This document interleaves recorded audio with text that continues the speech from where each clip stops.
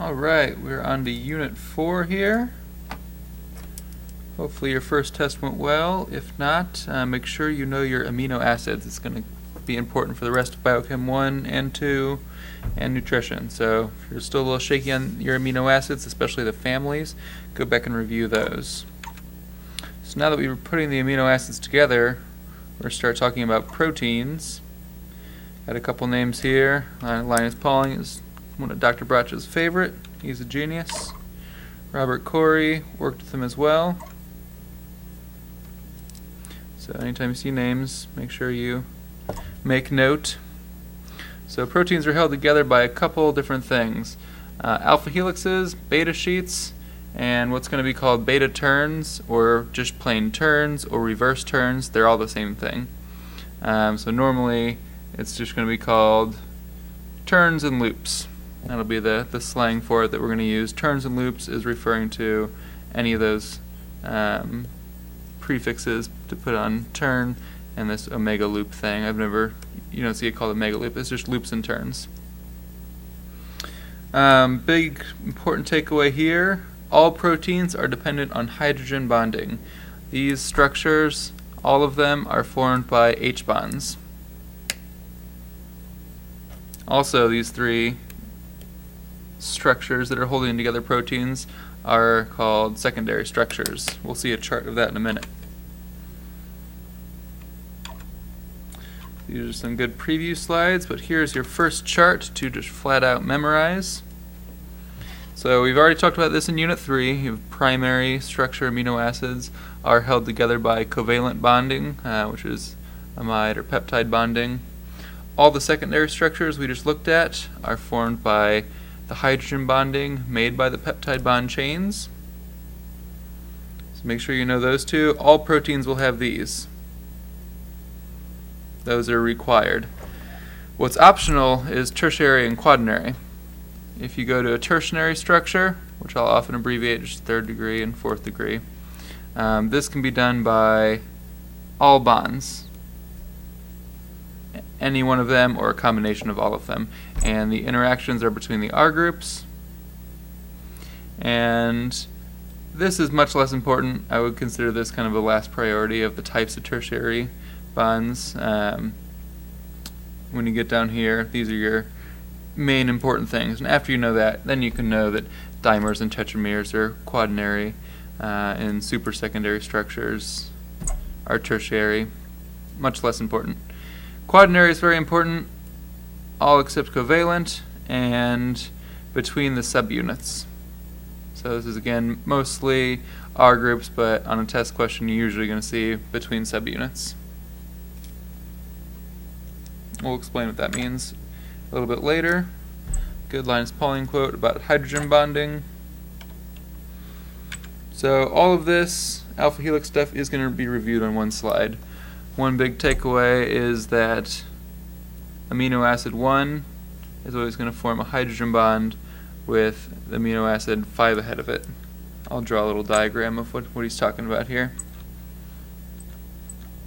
If this stuff is confusing, don't worry about it too much. We're going to see more on beta sheets coming up as well.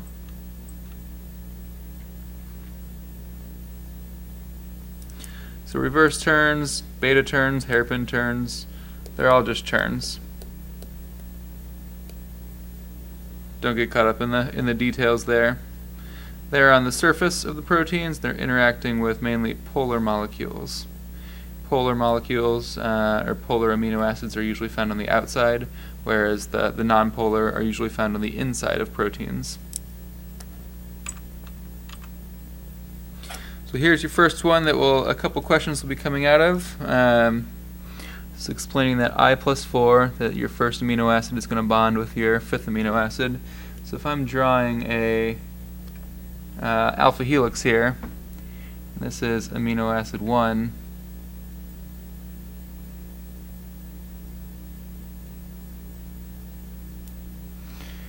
this is not going to be exactly to scale. This is my rough diagram over here. But I'm trying to illustrate that amino acid 1, 2, 3, 4, 5. the hydrogen bonding works like that, between 1 and 5, holding it together. This area here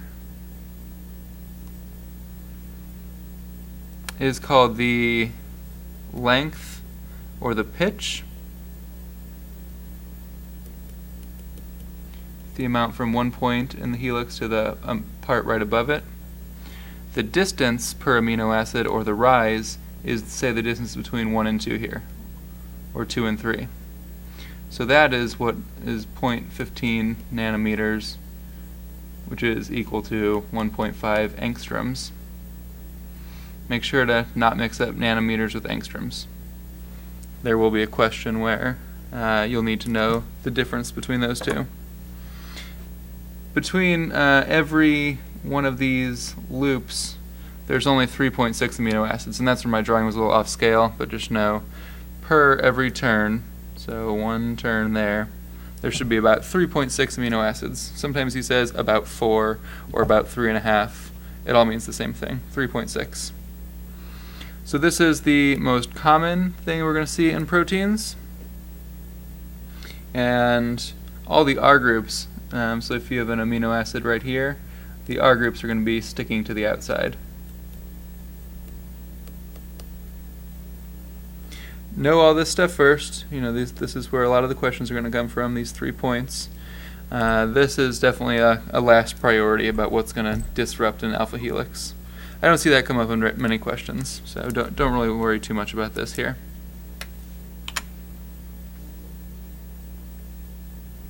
These are the different types of beta sheets. I would call this more secondary priority. Make sure you have your big 3 charts down first before starting to worry about anti-parallel versus parallel beta sheets.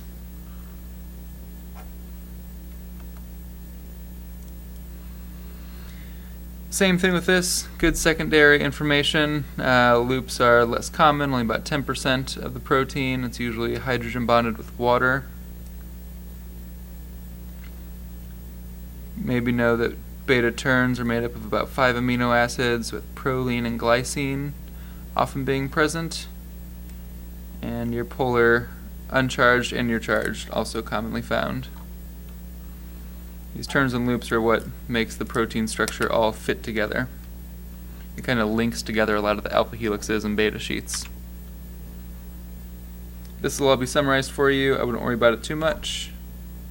So this is really hard for what information he's going to pick out of it. Usually I would know, what your least likely is, because sometimes he throws that one out. It's kind of too hard to tell in beta turns, but knowing that glycine and glutamate are the least likely to be found in their respective secondary structures.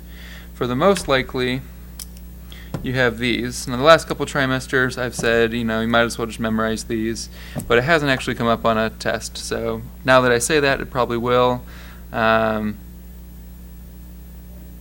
It's hard to say if you'll need to know all this or not.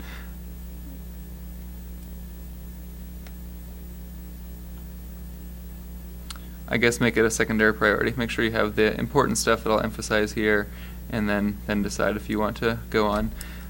This is one of the most important slides, important concepts.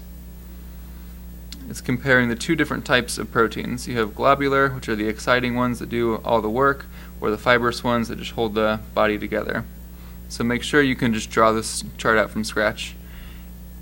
These are going to be your only 3 types of fibrous proteins throughout all of Biochemistry 1. Most everything we care about is globular. So if you see something and you don't know if it's globular or fibrous, if it's not collagen, keratin, or elastin, it's most likely going to be globular. So make sure you know this chart really well. This would be the second most important chart. We've already seen the first one, and there's going to be one on digestion towards the end of this unit. Unit 5 talks a lot more about the fibrous proteins. He's just giving a little bit of an intro here. Like I said earlier, polar on the outside, nonpolar on the inside of proteins. We're going to see this in a chart later, but myoglobin is almost entirely alpha helixes. The rest is turns and loops, Myoglobin has no beta sheets. It's a unique thing about it.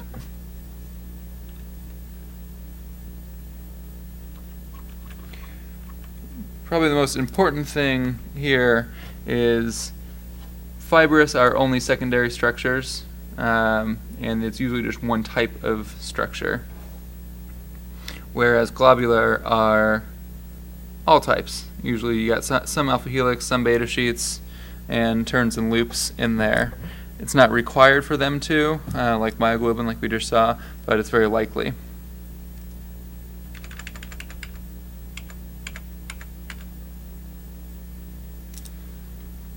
Here's the chart showing that both cytochrome C and myoglobin have no beta sheets. The one with the most beta sheets, as far as we know here, would be chymotrypsin. Myoglobin is the most alpha helixes. Question might be, what's the smallest one? If you're getting pretty advanced here, and if these options were given, then you're looking at cytochrome C. If you're looking at the largest one, maybe carboxypeptidase, 307 total amino acids. Amino acids. I was thinking residues is referring to amino acids. Again, supersecondary structures are not that important. Neither are domains. Leave all that for like least prioritized material. It's not that important now. It'll come into play a little bit in biochemistry too, but most of his questions are not regarding the details about tertiary and quaternary structures.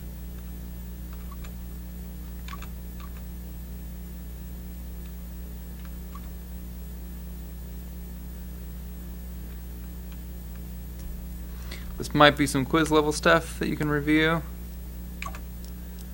I would be able to know these factors that can denature a protein, and we'll see in examples which ones can do it in the body or in the lab.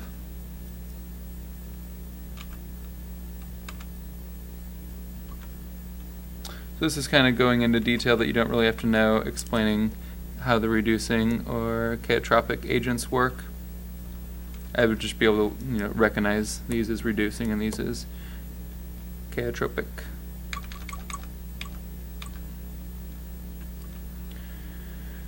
So again, that's just a lot of material right in a row that is not that tested over, that's very rarely tested over. One thing that could combine some concepts are renaturing a protein after it's been taken apart. The smaller it is and the more cysteine, the more disulfide bonds it has, the more likely it is to be renatured.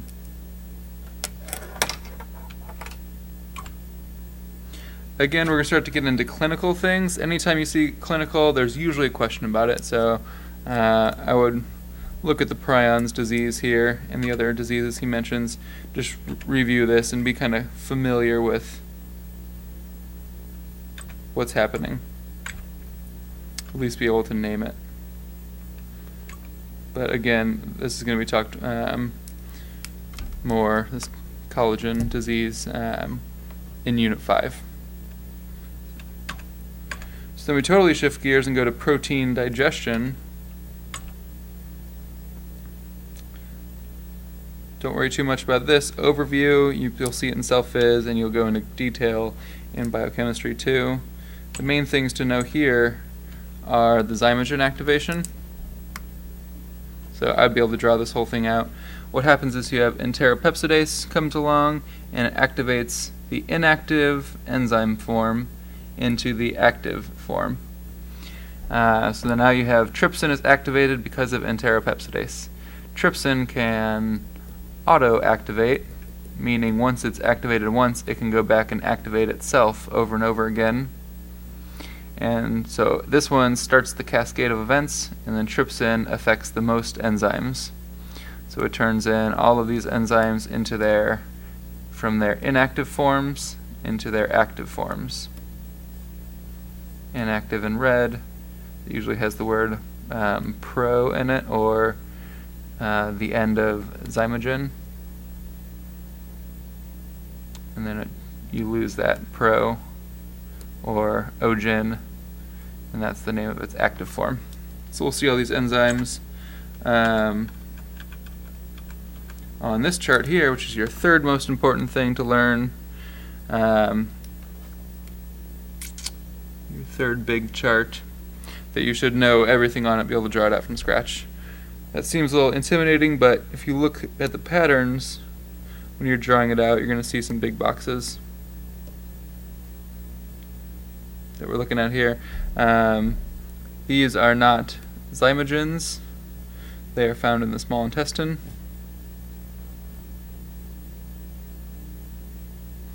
All of these are pancreatic. This is the only stomach one. It is activated by the proton. Sometimes he'll call it the smallest molecule known to man or something. So if it looks weird, he might be talking about proton or something acidic or pepsin. And then just be able to, name the specific amino acids that is activated. And sorry, that the activated zymogen can break apart. A lot of this is not as important. It's showing kind of the mechanism for it. One thing I've seen on a quiz question is that chymotrypsin, its active form or most active form is in 3 different units. So if that comes up again, that's a pretty challenging question through the process of autolysis, autocleavage.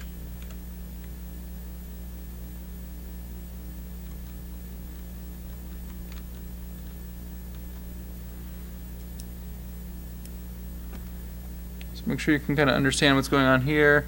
On that previous chart, it's listing all the proteolytic enzymes. Any enzyme that can digest protein is what that means. If you have a pure, single, free amino acid, it can go straight in. If you have a couple still stuck together, aminopeptidase, which is a membrane bound, it's on the intestinal cell membrane here, and it's stuck there. It's the one that's going to take in small chains of amino acids and break them into either single amino acids here or double or triple amino acids that will further be broken down. So that way, by the time you get to the blood, you have only free amino acids. So again, proteins with a ton of amino acids in them, most of them will go this route and go straight through. This is kind of a secondary thing if the proteolytic enzymes miss some amino acid bonds. This is the safeguard aminopeptidase, and the peptidase is here. This usually comes up in a question. Sodium concentrate gradient, which is secondary active transport. There's usually about 4 to 5 carriers for absorption of amino acids, which basically reflect the 4 to 5 different families of amino acids. Don't worry about this. This will make sense in biochemistry too, as will that.